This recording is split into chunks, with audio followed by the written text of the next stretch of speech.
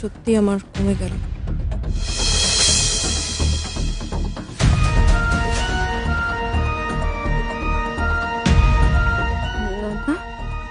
ঘুমিয়ে পড়ো, আমি মাথায় হাত বুলিয়ে দিচ্ছি।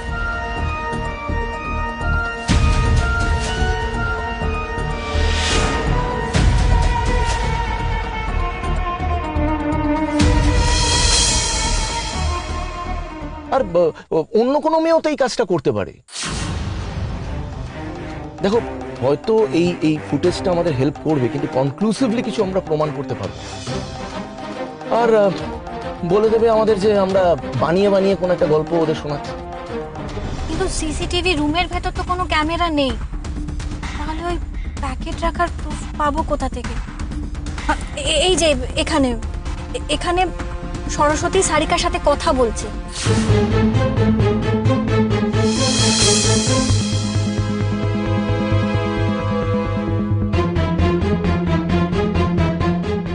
তাও কিছু হবে না, কারণ ওরা বলবে যে এই দুটি মহিলা ওখানেই তো থাকে, মানে একজন প্লেয়ার একজন কাজ করে, তো একে অপরের সাথে কি কথা বলতে পারে না? খুব অ্যাবনর্মাল সেটা। দেখো আনন্দী, আমরা জানি যে এই তিনজনের মধ্যে একটা কোনো যোগসূত্র আছে। তুমি দেখেছো যে ওরা একে অপরের সাথে কথা বলছে, তার কি কোনো প্রমাণ আছে তোমার কাছে? রেকর্ড আছে কি কোনো? হ্যাঁ, নেই কিন্তু। এনিওয়ে আনন্দী, আর এক মুহূর্ত সময় নষ্ট করা যাবে না। ওদিকে অনুভব কিন্তু সাংঘাতিকভাবে টেনশন করছে। চলো বাড়ি যাই। অনুভব আপনাকে ফোন করেছে?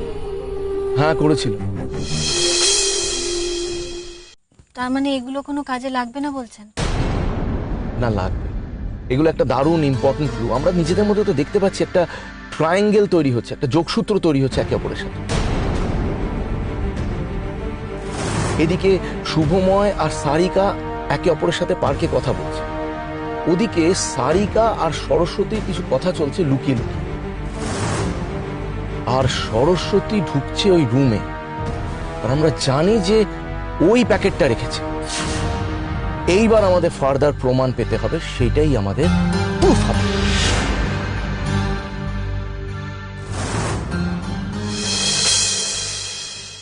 কিন্তু সৌনক দাস এটা কি করে পাবো?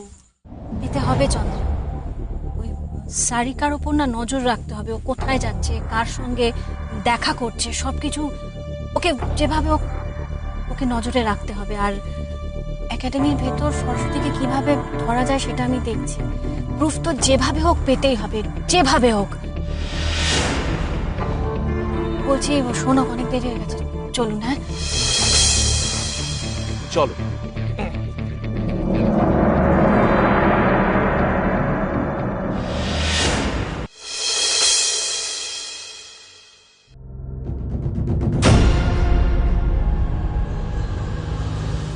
কেমন হলো আজকের অভিযান? অনুভব এরকম একটা প্রশ্ন করলো কেন? অভিযান? কিসের অভিযান? সরি অনুভব, অনেকটা দেরি করে ফেলেছি, এক্সট্রিমলি সরি। তোমার কি ডিনার হয়ে গেছে? নাহলে আমরা একসাথে ডিনারটা করি। তোমার প্রথম প্রশ্নের উত্তরটা আগে দিয়ে নি। তুমি সারাদিন এতই বিজি ছিলে যে ডিনার করতে আসা তো দূর, আমার ফোনটা পর্যন্ত ধরতে পারো না। আর দ্বিতীয় প্রশ্নের উত্তর হলো হ্যাঁ, আমার ডিনার হয়ে গেছে। বলছি, তুমি কি আমার উপর রেগে আছো? কেন, রেগে যাওয়ার মতো কিছু ঘটেছে নাকি? ওই যে আসলে আমি না রিয়েলাইজ করিনি, আমার ফোনটা সাইলেন্টে ছিল, তো সাইলেন্ট মোডে ছিল, তাই তোমার ফোনটা আমি ধরতে পারি, মানে বুঝতেই পারিনি ফোন এসেছে। মানে সাইলেন্টে ছিল কেন ফোনটা? কিছু কিছু প্রফেশনে মানুষ ফোন সাইলেন্টে রাখে, যেমন হসপিটালে, স্কুলে, কিন্তু তুমি তো এর মধ্যে কোনো প্রফেশনে যুক্ত বলে আমার তো জানা নেই, তাই হঠাৎ ফোন সাইলেন্ট থাকলো। এভাবে বলছো কেন? শুধু স্কুল, কলেজ, হসপিটালে লোকে ফোন সাইলেন্ট করে রাখে, অন্য কোনো কাজে ফোন সাইলেন্ট করতে পারে না? মানে আমি তো তোমাকে বলে বেরিয়েছিলাম যে আমি একটা কাজে যাচ্ছি। ছাড়ো এসব কথা, ছাড়ো। আমি তোমাকে সরি বলছি, আর কখনো আমার ফোনটা আমি সাইলেন্ট মোডে রাখবো না, ঠিক আছে? আমি কথা দিচ্ছি তোমাকে। আর প্লিজ এভাবে রেগে থেকো না, তোমাকে একদম এই গোমরা মুখে দেখতে আমার এতটুকু ভালো লাগে না, প্লিজ। সরি বলছি তো, আজকের ডিনারটা মিস হয়ে গেছে, আমি অন্য কোনো দিন পুষিয়ে দেবো। দেখো দেখো আনন্দি, একসঙ্গে ডিনার করাটা শুধু ইম্পর্টেন্ট নয় আমার কাছে। আমার কাছে ইম্পর্টেন্ট হলো একসঙ্গে কিছু কোয়ালিটি টাইম স্পেন্ড করা, যেটা আমাদের বহুদিন ধরে করা হচ্ছে না। আমি সেটাই চাইছিলাম। তুমি যদি একটু আগে বেরোতে পারতে তাহলে হয়তো, মানে আমার ইচ্ছের এটুকু দাম যদি দিতে তাহলে ভালো লাগতো আর কি। তোমার কাছে একসঙ্গে ডিনার করাটা ইম্পর্টেন্ট নাই হতে পারে, কিন্তু আমার কাছে খুব ইম্পর্টেন্ট অনুভব। এটা শুধু ডিনার নয়, তোমার সঙ্গে কিছুটা সময় কাটানো।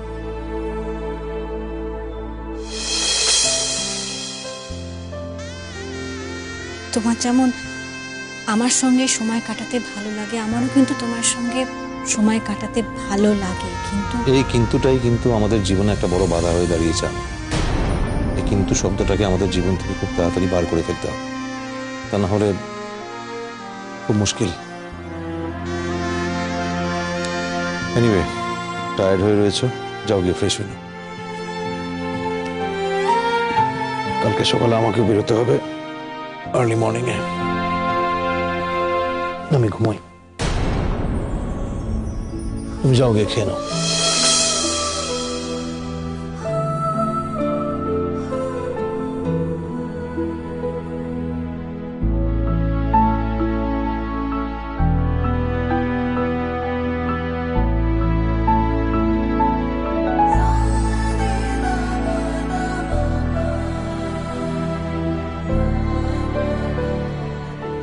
বলছি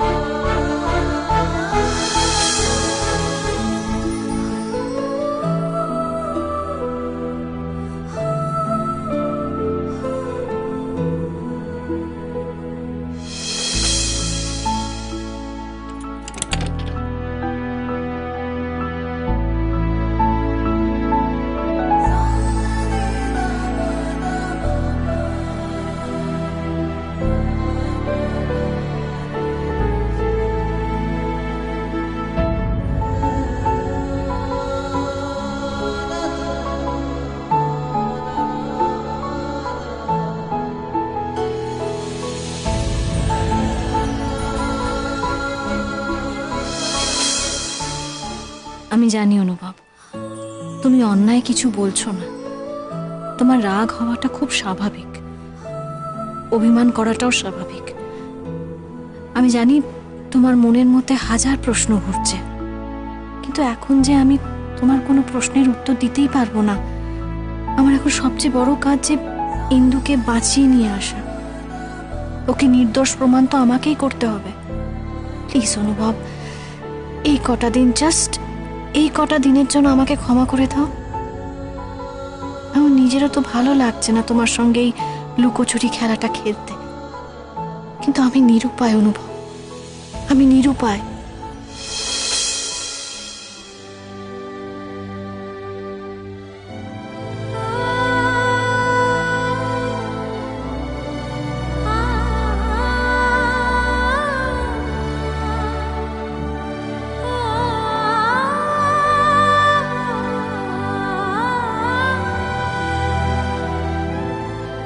দিন দিন যেন আমরা অনেক দূরে সরে যাচ্ছি আনন্দী। এটা কি সত্যি, না সবটা আমার মনের ভুল?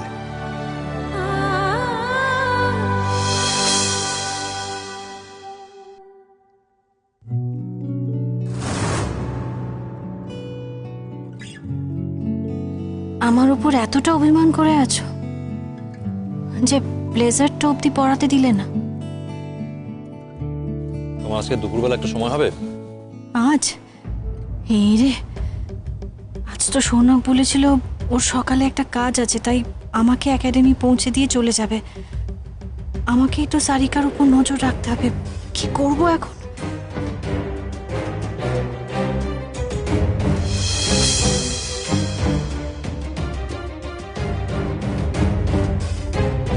কি হলো, কি ভাবছো? না কিছু না তো। তাহলে চমকে উঠলে কেন? আমি তো জিজ্ঞেস করলাম যদি দুপুরবেলা আমরা বাইরে কোথাও দেখা করতে পারি। আজ দুপুরে? হ্যাঁ, আজকে দুপুরে। কেন, অসুবিধা হবে? ঠিক আছে, বাদ দাও। আরে আমি কখন বললাম আমার অসুবিধা আছে? আমি তো বলিনি। আমি চলে যাব, তুমি যেখানে বলবে আমি পৌঁছে যাব। তোমার হসপিটালে যেতে হবে বা অন্য কোথাও, আমি সেখানে চলে যাব। না থাক, আসতে হবে না, দরকার নেই। এখনো রাগ করে আছো? আমি তো বললাম আমি রেগে নেই। ও বুঝেছি, তাহলে তোমার অভিমান হয়েছে তাই তো? এসব মান অভিমান আমি বুঝি না আনন্দি। তুমি মান অভিমান বোঝো না? তুমি আমার থেকে বেশি ভালো বোঝো। তোমার কাছ থেকে ইনফ্যাক্ট আমি অভিমান নিয়ে ক্লাস করতে পারি। আচ্ছা ঠিক আছে, সরো, আমার দেরি হয়ে যাচ্ছে। আরে তুমি তো বললে না আমি কোথায় যাব। থাক, আসতে হবে না, তোমার অসুবিধা হবে। আমি কখন বললাম আমার অসুবিধা হবে? কারণ তুমি জোর করে আসবে বলছো, আর আমি তোমাকে জোর করতে চাই না। আমি কখন বললাম যে তুমি আমাকে জোর করছো? তোমার মুখ বলছে আনন্দি। আমার মুখটা তুমি কখন ভালো করে দেখলে যে তুমি বুঝতে পারছো আমি ওখানে গেলে আমার জোর করে যাব? আচ্ছা বেশ, গোল্ডেন আর্কে চলে এসো দুপুর 2টো নাগাদ। গ্রেট, রাগ কমে গেছে তাহলে। আমি চলে আসবো।